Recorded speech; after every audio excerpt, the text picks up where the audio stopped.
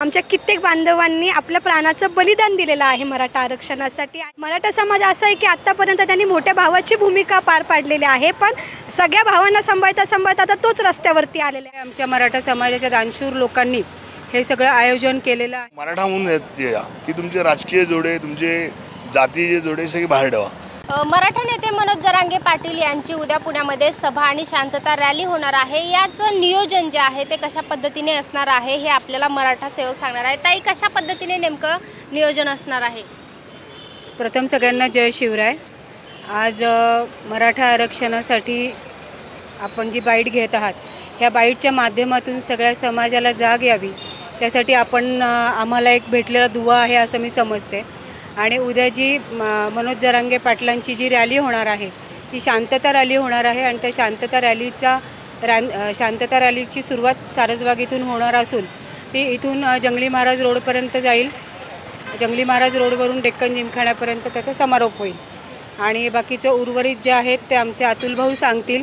पूर्णतः येणाऱ्या लोकांसाठी आम्ही पूर्ण फूड पॅकेट्स असेल, पाणी वाटप असेल, असे सगळे आमच्या मराठा समाजाच्या दानशूर लोकांनी हे सगळं आयोजन केलेलं आहे। आम्ही पण त्यातले एक छोटासा खारीचा वाटा आम्ही उचललेला आहे आणि मराठा सेवक म्हणून आम्ही काम करतोय। मराठा बांधवांसाठी सर्व सोय देखील केलेली आहे।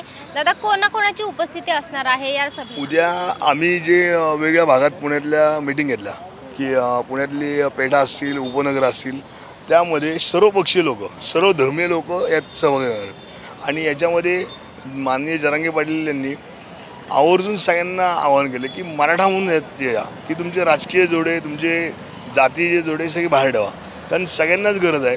आणि आतापर्यंत मराठा सगळ्यांना दिला, त्यामुळे बाकीयांना कोणाला पोटात दुखायची गरज नाही असं त्यांचं पहिल्यापासून भूमिका आहे। आणि पोटात दुखण्यापेक्षा सगळेच बाकीचे जे सामाजिक कार्यकर्ते आहेत की वेगळ्या जाती धर्माचे, त्या सगळ्यांनी आम्हाला पाठिंबा दर्शवला आहे। आणि मग महाराष्ट्र शासनाने निर्णय झाला की सरसकट सगळ्याच जाती धर्माच्या महिलांना, मुलींना उच्च शिक्षण मोफत केलं गेलं। त्या निर्णयामागं मनोज जरांगेंचा मोठा हात आहे।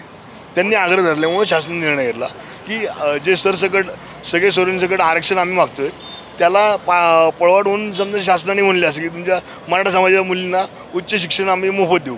तर दादा म्हणले बाकीच्या लेकरांनी काय केलं आहे, आमच्याशी जो संवाद झाला त्यातनं त्यांनी हा विषय क्लिअर केला की आम्हाला दुसऱ्या कुणाबद्दल हक्कच नाही, पण आम्हाला हक्काचं आरक्षण मिळावं। आणि त्यासाठी उद्याची हा शांत रॅली त्या जोरदार मागणीसाठी आहे, एवढंच।